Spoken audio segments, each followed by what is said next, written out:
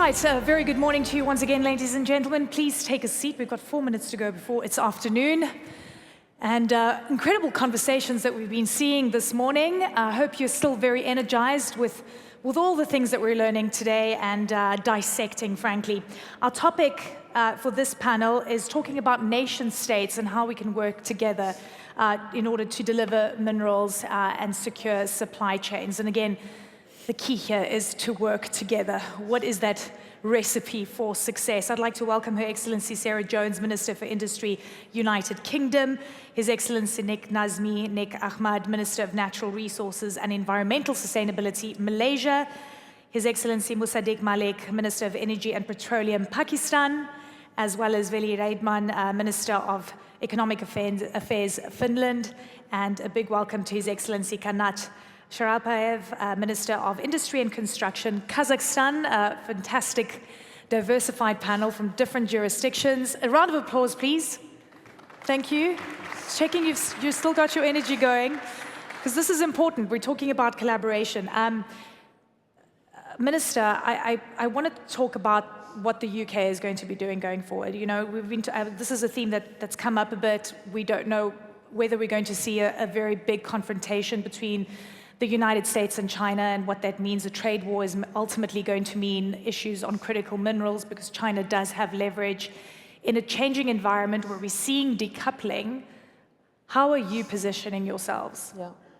Well, I was really struck by the start of the conference this morning, talking about 2025 being the year of impact. And I think that is what we're all about and what we're here to try and do. We know we're in an unstable world for lots of different reasons and in lots of different ways. And we know that we need a huge supply of critical minerals in order to drive our economies forward. So the question is, how do you do that? For the new UK government, it means a number of things. It means first being absolutely clear about what our industrial priorities are, which industries we're going to grow in our own country, and what that means for critical minerals. Second, it means finance, and the French colleague was talking about this on the first panel this morning. And for the UK, we have some vehicles, the National Wealth Fund, we have our UK Export Finance funding, and other vehicles where we can bring in private sector money by partnering with the private sector. And then third, I would say we need to bring what we have to the table to our global allies and colleagues, so that we are doing this together. So the UK has huge strengths in terms of our universities. We're already working with Saudi Arabia on the Centres for Excellence that you're developing here and around the world. I think we can bring our university expertise there. And of course, the UK is still the global finance hub for critical minerals and for mining, and the power that brings in terms of how we all work collectively, I think, is something we want to bring to the plan table. is to work collectively. Absolutely has to be. And get rid of the number of countries that are represented here today in our ministerial meeting yesterday, 50-odd ministers, the MSP, there are the G7, the G20 with South Africa taking up the presidency. There are huge opportunities for us to work collectively on what are very difficult challenges. That calms my fears about the anxiety around critical minerals that I feel. Your Excellency Sharalpayev, I want to talk about Kazakhstan, which is really fascinating from a geographical perspective. I don't think there's anything on the periodic table you do not have. Am I right? Yes, you've got it all, right? You're processing, you've got an abundance of electricity because you've got petroleum products and so forth. You've got a good relationship with China, with Russia, with the EU, with the US. In a decoupled world that we're seeing coming through right now, does this place opportunity at the forefront for you, or are you sitting with a situation where you're going to have to pick your allegiance? It's a great question. I think you're absolutely right about decoupling. If you look at the world right now, consumption is happening in one place, extraction is happening in another place, and then you have processing that happens in a completely different place. And of course, that dislocated world creates an opportunity for Kazakhstan. I think for us, is we look at it from a 4P strategy standpoint. So first of all, of course, it's a mineral endowment, as you rightly said. There's absolutely everything that's in the periodic table can be found in Kazakhstan. And it's also economically extractable, which is also important criteria. But also what we have a very good jurisdiction in terms of the soft infrastructure, in terms of investor friendliness, in terms of protection of investor rights, right now Kazakhstan is one of the prime locations in Central Asia. Thirdly is, of course, infrastructure. And infrastructure includes, in this case, access to transportation. And this is where Middle Corridor comes to mind, as Kazakhstan has got 23,000 kilometers of railroads. So if you develop an asset in Kazakhstan, chances are that you're very close to transportation links. And you can reach your key markets, be it China or European Union, from Kazakhstan via Middle Corridor, which is basically across the Caspian Sea and via Turkey into Mediterranean. And the fourth pillar that we talk about is the human capital. There is no expatriates working right now in Kazakhstan's mining sites. It's all local population. We have about 3,200 graduates each year in geology and mining professions. And we continue to invest into developing our own human capital. And this situation has created a large inflow of investments into geological exploration. We've attracted $1 billion of private money over the past 5 years into the geological exploration, and right now many of the companies who've been represented at this conference are actively working on finding some world-class assets in Kazakhstan. Right? And right now we are in a very strong position. We're top 10 producer of copper. Yeah. We have a very significant market share in refractory metals, titanium specifically, about 20% of market share. Beryllium and niobium, we're one of the few places that actually can produce those metals. Yeah, and you're the largest producer of uranium, in case anyone was confused globally. That is okay, also very quickly, I don't want to cannibalize this just with you, Minister, but I've got a question. Are you sitting in a precarious position where you have to pick allies right now? Can you be friends with everyone? Are you friend-shoring? Look, I think it comes down to a very simple thing, right? It comes down to the resilience and sustainability of a supply chain. Yep. And in energy markets, we've been contributing to, for example, European energy stability for many decades.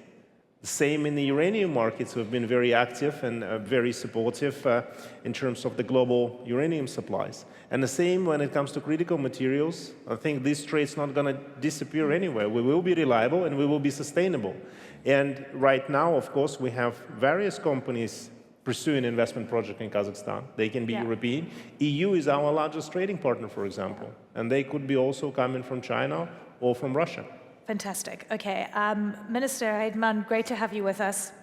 I want to get into what we're seeing on the geopolitical front and how this is perhaps put in question who our allies are, our adversaries, how this affects supply chain and so forth, and how is Finland positioning itself to deal with these new external risks at a time where we've said we need to work together. If only we could put our geopolitical differences aside, things would be so much better. Because, by the way, we've got the biggest risk facing all of humanity, and that is the climate's agenda.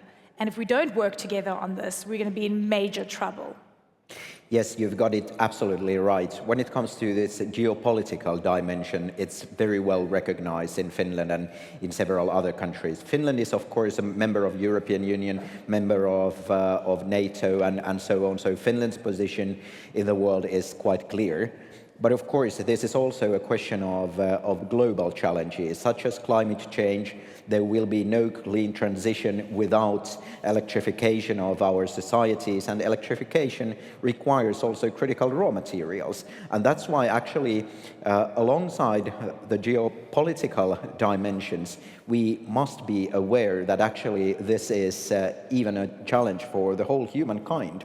And that's why I think that actually multiplying the value chains, the supply chains concerning critical raw materials is absolutely vital for the whole global resilience. Because if we are too dependent on single providers, so that creates also tensions that are not welcomed to this world. And that's why I think it's very good that we have such forums such as Future Minerals Forum, where different kinds of countries are meeting up and changing views concerning critical raw materials. When it comes to Finland, so we have been developing our minerals cluster very consciously during the decades. We have more than 10 universities and research organizations that have some kind of connection to mining industry. We have over 200 technology and service providers on mining sector. We have over 40 mines and over 10 steel mills and smelters. So Finland is actually one of the few countries that really can master the whole value chain from mining industry to battery technologies and so on.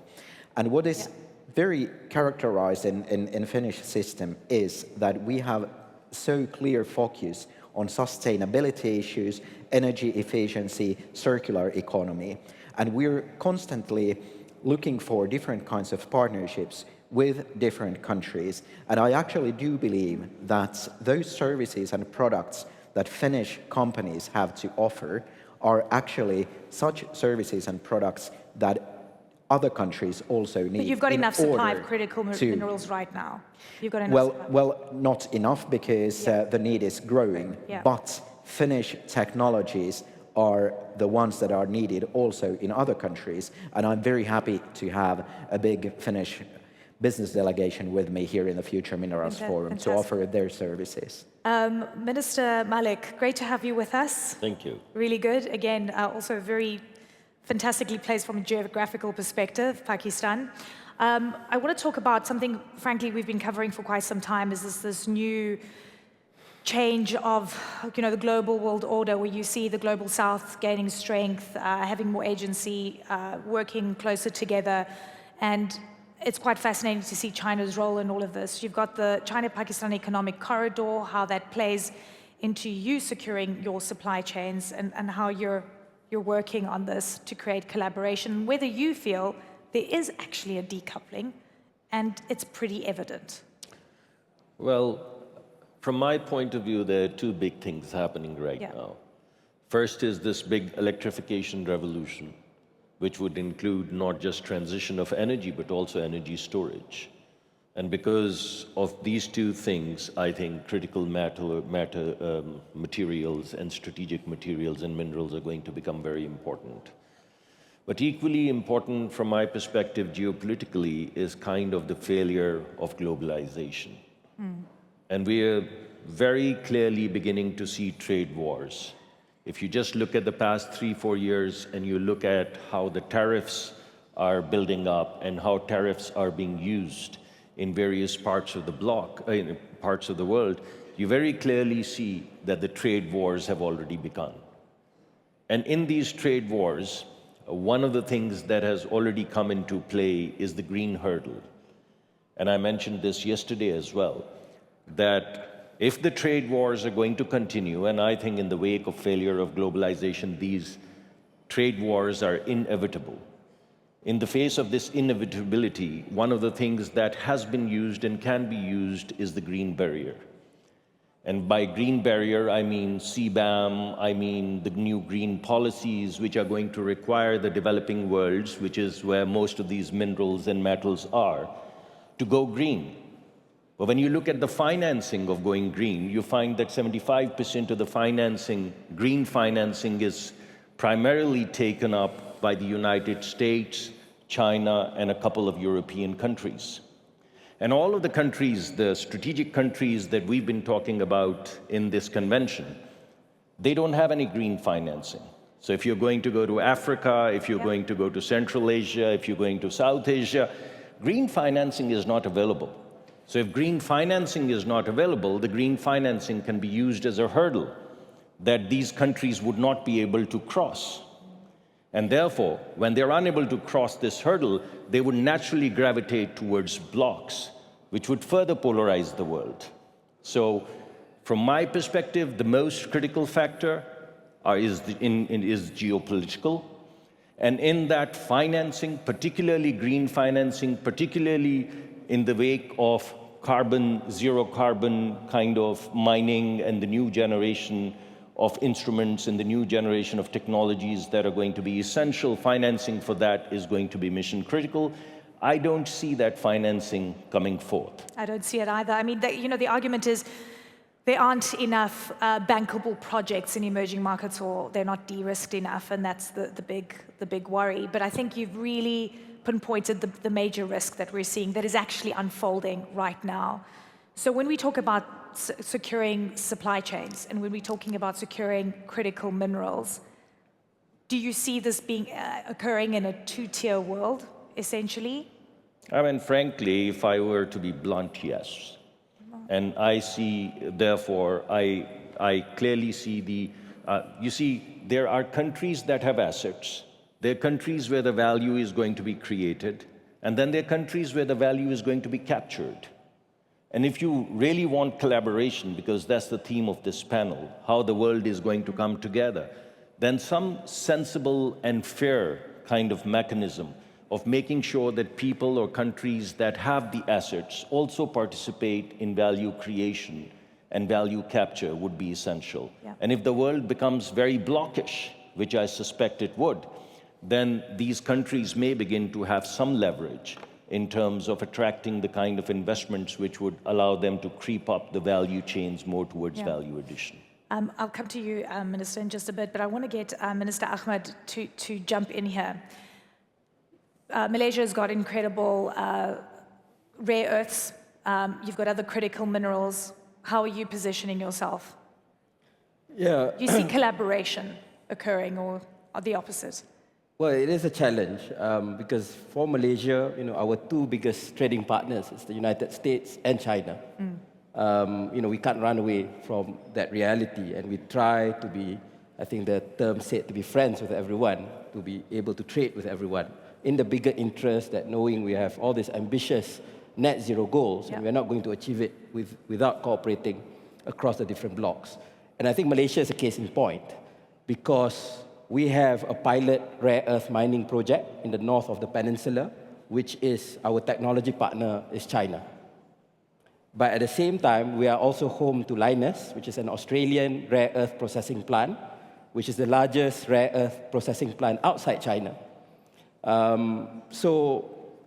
are trying very hard as far as Malaysia is concerned, learning from our experience with oil and gas and other sectors where we do not want to be just exporters of raw materials. I was going to ask, what percentage of the rare earths that you produce are you processing in Malaysia? Currently, zero, because... And you want to change that? Yes, because Lynas is still processing rare earth from Australia.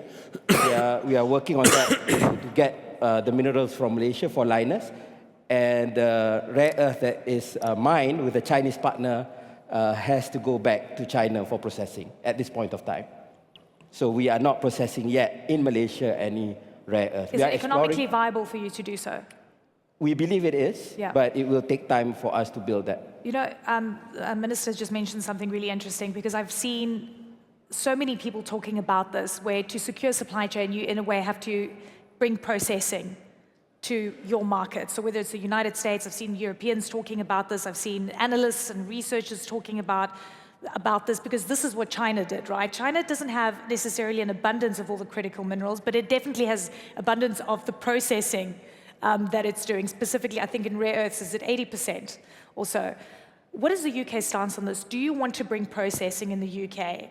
And do you think that it's viable? Because, by the way, that causes a poverty trap a lot of the time for the countries that actually produce the raw material. Yeah, I mean, processing is absolutely key, and yes, we do want to see more of it in the UK. The other thing that we think we should be doing far more of is the circular economy and the recycling, because that element of things is also absolutely key, and we're working on that. I just wanted to come back on my colleague from Pakistan. We were talking about this last night, because I think he makes such an important point.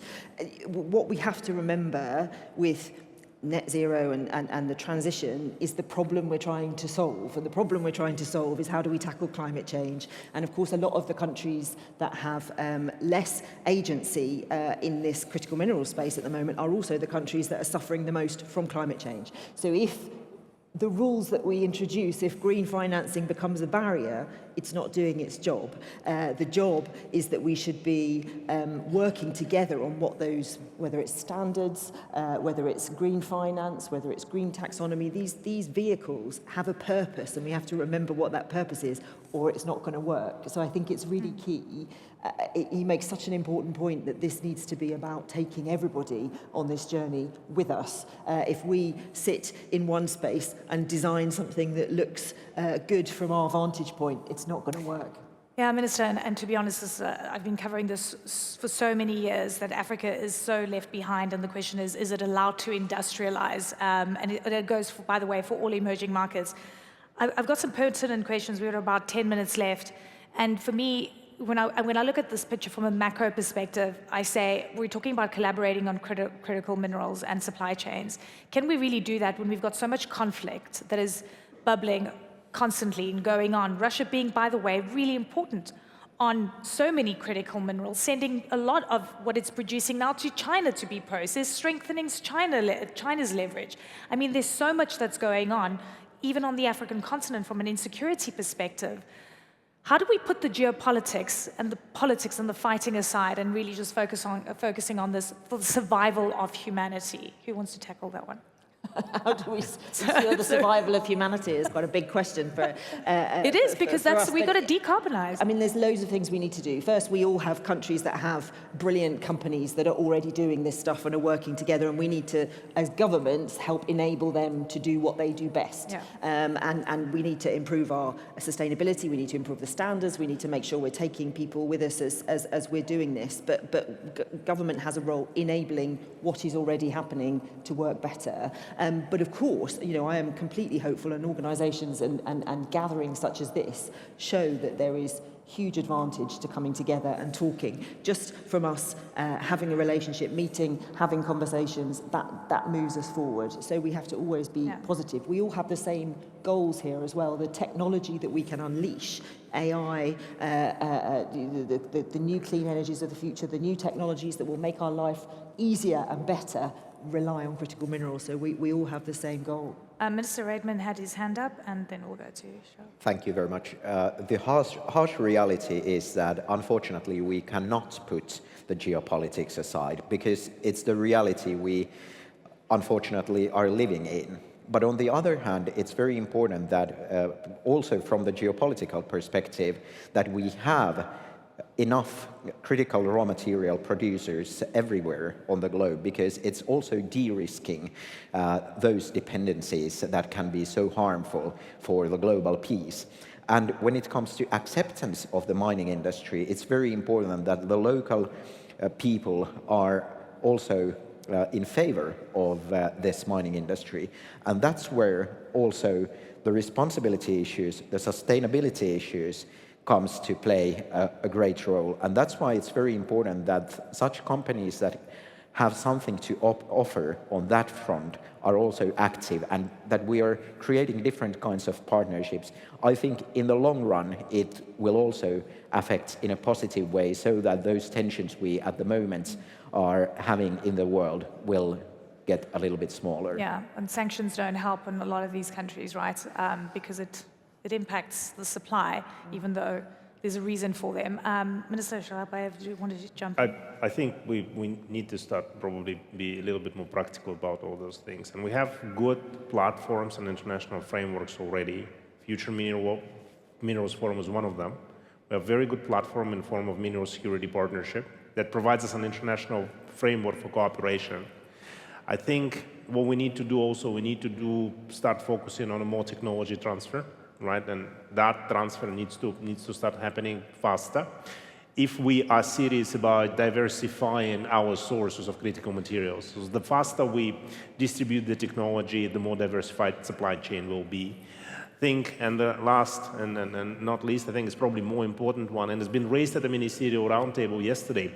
It's standardization and traceability. So we need to have standards for critical minerals. We need to have traceability. We need to have sustainability standards for critical minerals. And I think that is a direction that we encourage our European partners and our American partners to go forward to, because without standardization you cannot distinguish whether the materials were produced in a responsible and sustainable way, or where they were mined by child labor, by artisan miners somewhere. And that is already the case in some parts of the world, and we want to, of course, avoid that, enriching the security in the critical minerals. Thank you. Minister Ahmed. I think there was a good piece in the FT a few days ago that, it says that the West must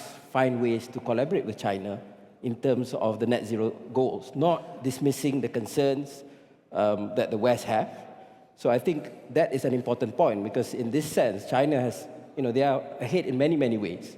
So closing them down entirely from the supply chain, I think will not help us, because we are in this urgent race together to reach, sustainability. So I think for a country like Malaysia, where we are trading with both, we do hope, we understand that, the geopolitical situation is real. There are real concerns from everyone, but we have to find ways to address that while still keeping channels of trade and collaboration as open as possible. And it's a really good point, because we just don't know what this confrontation is going to look like. We've got a few days to go. Minister Malik, I'm going to give you the last word. We've got 4 minutes left. Perhaps we can squeeze in some more. But again, from a macro perspective, and it's not lost on me that you're a nuclear powerhouse as well, Pakistan. We don't know what the next major source of energy is going to be globally, whether it's going to be uranium. That would benefit, of course, Kazakhstan in a very big way, and so forth. We're sitting in such an uncertain period, and I think you have painted a picture of some of the issues that we face, but I wonder if you believe there is a glimmer of hope for everyone to actually find a way to work together, that even if there is a confrontation between the US and China, they still find loopholes to collaborate on decarbonization. Well, I'll give you a tactical answer, and then I'll give you a strategic answer. Yeah. Tactically speaking, although Pakistan, when you talk about Pakistan, particularly in the context of its relationships with China, you think about Belt and Road and CPEC. But when you actually look at the investments, the biggest investments in Pakistan have been made in the area of mining have been made by North American companies. So Barrick Gold is the biggest investor right now in Pakistan, and the network or the collaboration that is being put together is more North American and European rather than Chinese. We have Chinese companies working as well. So tactically speaking, we've been able to create a balance where both the North American firms, European firms, as well as the Chinese firms are participating in Pakistan. Strategically speaking, the most important question that crosses one mind is, what is the end game? What is the grand game? If the grand game is to tackle and block, then we don't have hope. Then tackling and blocking, it's going to be.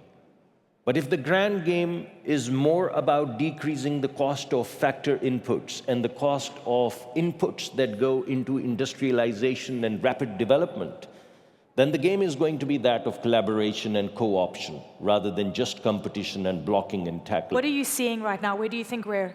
Well, I think at some point in time we will wake up. But I think a very big driver in this waking up is going to be innovation. And if you look at the mining industry, it probably has the least innovation over the past 100 years, least innovation of all.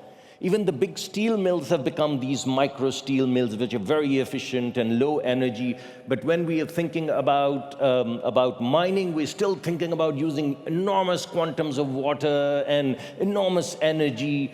And if innovation kicked in, and we started to think about new business models, not just traditional processing, traditional smelting, and rather than taking mud and at enormous cost of transportation, taking it to North America or Europe or China or wherever, if you end up producing products where the real materials are, because of micro smelting, because of innovation, because of new, then the product cost would go down, rather than basically taking mud all the way from one part of one continent to another. You'd actually be taking products that go seamlessly into innovation, into chips, into materials, into battery solutions, storage solutions, And that would decrease the cost, the factor input cost, the product cost, and the world would become more affordable, the world would become better. But has making the world better ever been the grand game? And I suspect not.